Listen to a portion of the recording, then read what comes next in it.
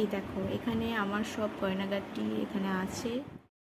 গয়নাগাটি সব আলমারির ভেতরে ভরে দেওয়ার পরে আমি একটু ঘরটা গুছিয়ে নিচ্ছি। সকালবেলা ঘরটা প্রচণ্ড এলোমেলো হয়েছিল, সেই কারণে আমি ঘরটা গুছিয়ে নিচে এসে দেখি মামনি বানাচ্ছে ওটস চিলা। এটার মধ্যে একটু সুজি, একটু ময়দা, নুন এগুলো দিয়ে ওটসটা বানাতে হয়, মানে ওটস চিলাটা বানাতে হয়। খেতে কিন্তু ভীষণ ভালো হয়। এবার মামনি ততক্ষণ ওটস চিলাগুলো বানিয়ে নিচ্ছে সকালের ব্রেকফাস্টের জন্য। ততক্ষণে আমি স্নানটা সেরে পুজোটা সেরে নিয়েছি।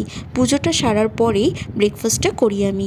তো পুজোটা ঝটপট করে নেওয়ার পরে তারপরে ওটস চিলাটা খেয়ে নিই। তারপর দুপুরের লাঞ্চ সেরে একটু ঘুমিয়ে পড়েছিলাম। ততক্ষণে বরবাবু চলে এসেছে।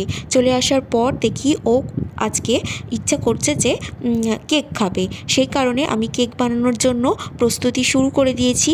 এই যে দেখো আমি আজকে বিস্কিটস দিয়ে কেক বানাবো, সেই জন্য হ্যাপি হ্যাপি বিস্কিটস কিনে নিয়ে এসেছিলো। তো ও ওটিজিটাকে ভালো তুলে দিয়ে, তো কেক খাবে যেহেতু সেই জন্য মাইক্রো ওভেনটাকে ঠিকমতো জায়গায় বসিয়ে দিয়ে আমিও কেকটা বানাতে শুরু করে দিয়েছি। দেখো কি সুন্দর কেকটা হয়েওছিল। কেকটা ভালো, দেখো এরকমভাবে আমি কাজু বাদাম দিয়েছিলাম ওপরে। কেকটা কত সুন্দর দেখতে লাগছিল। ও এবারে ছুরি দিয়ে ভালো করে পিস পিস করে সবার জন্য খেতে ডাকছিল সবাইকে। তো দেখো টেস্ট করে বলে খুব ভালো হয়েছে। তো কেক খাওয়ার পরে মামনি বানাচ্ছিল রাতের জন্য পরোটাগুলো দেখো আমরা রাতে পরোটা খেয়েছি। আর এটা হচ্ছে ঘি দিয়ে আলুর তরকারি। তো ভিডিওটি এই পর্যন্তই। ভালো লাগলে লাইক, শেয়ার, সাবস্ক্রাইব।